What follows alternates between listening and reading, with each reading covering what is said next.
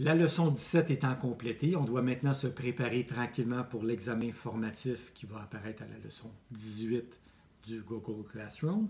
Et il restait deux exercices intéressants qui étaient dans le cahier qui n'ont pas été faits et que je vais faire avec vous dans cette vidéo-ci. Donc, le premier exercice, c'est des planches photos. Et l'objectif, c'est premièrement d'identifier les carences. Donc, ça, c'est un exercice que vous pouvez compléter à partir de votre cahier jaune à la page 137. Vous pouvez arrêter la vidéo et aller chercher votre cahier jaune et le tourner à la page 137. On va compléter l'exercice ensemble. C'est bon, c'est fait. On y va. Donc, première photo ici, on voit que c'est des feuilles de pommier. Dans le fond, sur toutes les photos ici, c'est des feuilles de pommier. Et si vous voyez, si vous remarquez bien, les feuilles sont plutôt jaunes. C'est des feuilles matures. Donc, on devine que c'est une carence en azote. Figure numéro 2, toujours des feuilles de pommier. Encore une fois, on a une teinte jaune sur des feuilles qui ont l'air matures aussi. Et aussi une présence de rouge. Les feuilles sont rougeâtres. Encore une fois, ça peut être une carence en azote. Donc, les pommiers, selon les variétés, en carence d'azote, ça pourrait ressembler à la figure 1 ou à la figure 2. Donc, je répète, figure 1, figure 2, carence en azote. Vous pouvez compléter ça dans votre cahier à la page 137.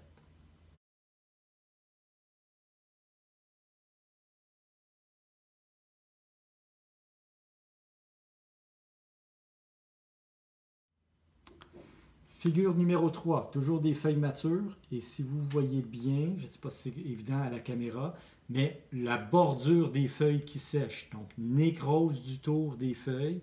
Et on imagine que c'est des vieilles feuilles. Donc, nécrose du tour des vieilles feuilles, c'est une carence en potassium. Donc, figure 3, carence en potassium. La figure 4, ici, on voit que c'est des feuilles qui jaunissent à l'extrémité des branches. Donc, c'est les jeunes feuilles qui jaunissent. Ce serait donc une carence en oligo sur les feuilles du haut. Et plus précisément, jeunes feuilles qui jaunissent, la carence en fer ou manganèse. Le plus souvent, on dit carence en fer. Donc, figure 4, carence en fer.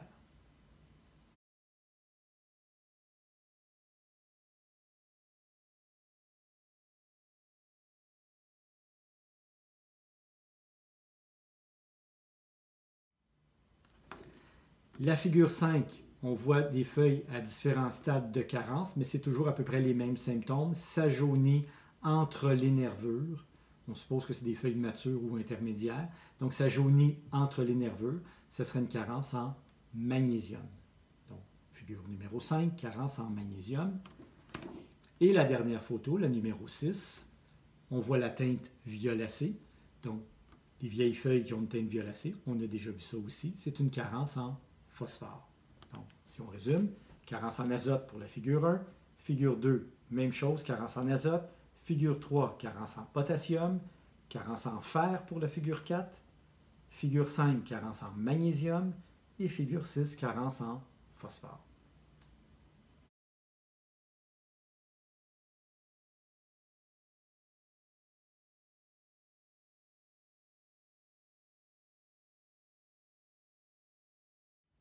Toujours à la page 137.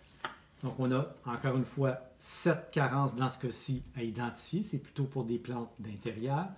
La première ici, je dis des plantes d'intérieur, mais en même temps, ici, ça a l'air d'un plant d'épinard. Les jeunes feuilles sont froissées. Si vous vous souvenez des feuilles froissées ou déformées, c'est un symptôme de carence en calcium. Donc, la figure 1 ici, qui est dans le milieu de la page, c'est une carence en calcium. La figure 2 qui est ici, c'est un jaunissement entre les nervures et c'est plus marqué sur les jeunes feuilles dans le haut de la plante.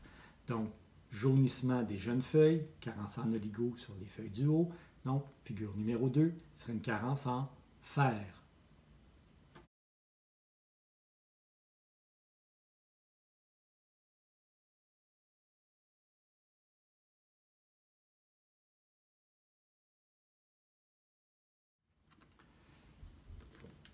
Figure 3, la fameuse teinte violacée qu'on voit sous les feuilles matures. Teinte violacée, c'est la carence en phosphore. Figure 4, ça jaunit entre les nervures, ça a l'air d'une feuille qui est plutôt mature, donc dans le milieu du plan en descendant, jaunissement entre les nervures. Donc la figure numéro 5 serait une carence en magnésium. J'ai dit figure numéro 5, c'est figure numéro 4. Figure numéro 5, nécrose du tour des vieilles feuilles, la carence en potassium. Je rappelle, le potassium, ça nécrose sur le tour de la feuille, donc c'est ce qu'on voit ici sur l'image. Ça commence par chlorosé et ça évolue en nécrose. Donc figure 5, carence en potassium.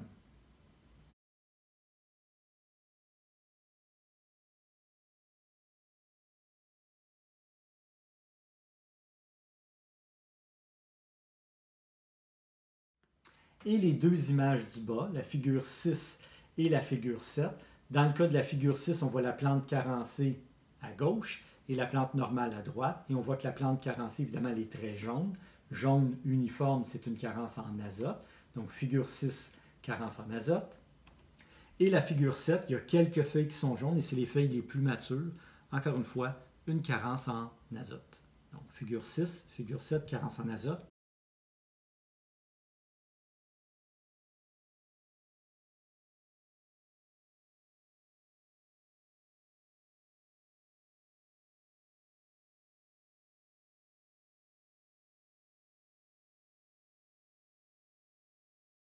Je répète, figure 1, carence en calcium. Figure 2, carence en fer. Numéro 3, carence en phosphore. Numéro 4, carence en magnésium. Numéro 5, carence en potassium. Et les deux dernières, 6 et 7 dans le bas de la page, qui sont des carences en azote. Alors à la page 137, si vous notez vos réponses, ça devrait avoir l'air de ça. Tout ce qui reste à faire, c'est trouver les solutions. Alors, pour corriger l'exercice de la page 137, vous avez la liste des produits et les quantités dans vos notes de cours à la page 54. Je vais le compléter avec vous. Donc, dans les deux premiers cas, on est à l'extérieur, c'est des carences en azote. La recommandation, c'est l'urée 4600 et la quantité recommandée, 5 kg par 100 m². Donc, numéro 1, numéro 2. Urée, 5 kg par 100 m². Pour le numéro 3, c'est une carence en potassium. On recommande d'appliquer du chlorure de potassium, encore une fois, 5 kg par 100 m². Pour corriger cette carence-là, donc la carence numéro 3, chlorure de potassium, 5 kg par 100 m². Pour la carence en fer au numéro 4, ce qu'on recommande d'appliquer, c'est un mélange d'oligo-éléments chélatés. Ça aussi, vous avez ça dans votre cahier à la page 54. Donc, mélange d'oligo-éléments chélatés et les quantités selon les recommandations du fabricant. Le numéro 5, ça va prendre du sel d'Epsom et la quantité recommandée, elle est de 5 kg par 100 m². Donc, numéro 5, sel d'Epsom, 5 kg par 100 m² à l'extérieur, évidemment. Et le dernier, c'est la carence en phosphore. Et ce qu'on recommande d'appliquer, c'est le superphosphate triple, 5 kg par 100 m². Donc, je répète, ces quantités-là, vous n'avez pas besoin de les savoir par cœur, mais vous les avez dans votre cahier à la page 54. Pour compléter la correction de la page 137, toujours encore à partir de vos notes à la page 54, vous avez les quantités de produits pour corriger les carences. Et je répète, ce n'est pas à savoir par cœur. Donc, pour le numéro 1, la carence en calcium, la solution, c'est du nitrate de calcium, 2 à 5 grammes par litre. Donc, carence en calcium, je répète, nitrate de calcium, 2 à 5 grammes par litre. Pour la carence en fer, encore une fois, le mélange d'oligo-éléments chélatés, quantité selon les recommandations du fabricant. Donc, mélange d'oligo-éléments chélatés au numéro 2, quantité selon les recommandations du fabricant. Numéro 3, la carence en phosphore, ce qu'on recommande d'appliquer, c'est du 10-52-10. Et la recommandation est de 2 grammes par litre. Donc, 10-52-10, 2 grammes par litre. Au numéro 4, la carence en magnésium, on recommande d'appliquer du sel d'Epsom, 5 grammes par litre. Donc, sel d'Epsom, 5 grammes par litre, au numéro 4. Au numéro 5, carence en potassium, on recommande d'appliquer du chlorure de potassium, encore une fois, 2 grammes par litre. Donc, numéro 5, chlorure de potassium, 2 grammes par litre.